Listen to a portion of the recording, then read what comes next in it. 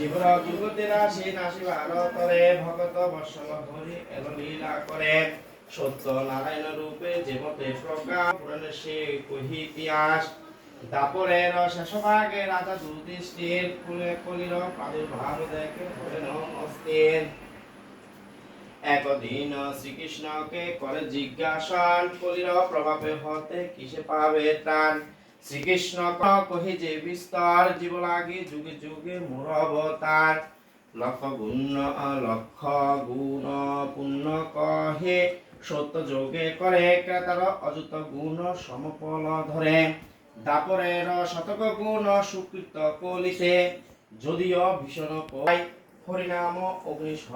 অগ্নিশম কলি তুল্য প্রাণ এত শুনি যুধিষ্ঠির গোবিন্দ ভাবিয়া সশরীরে স্বর্গপুরে গেল ন চলিয়া অবতীর্ণ নগরে তর অতঃপর নারায়ণ সত্য নারায়ণ নামে অবতীর্ণ হন সৈন্য ব্রাহ্মণে কোথায় কি হেতু দ্বিজ কহে কহে করেছ গমন প্রণাম করিয়া বিবরণ কর্মদোষে দরিদ্রতা আসে ভিক্ষা আর ভিক্ষা করিলে সরলয় যায় ঘরে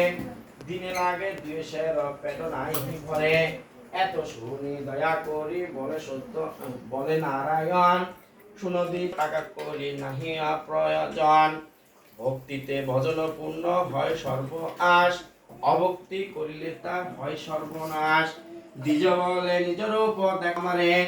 তব প্রতি মম হইবে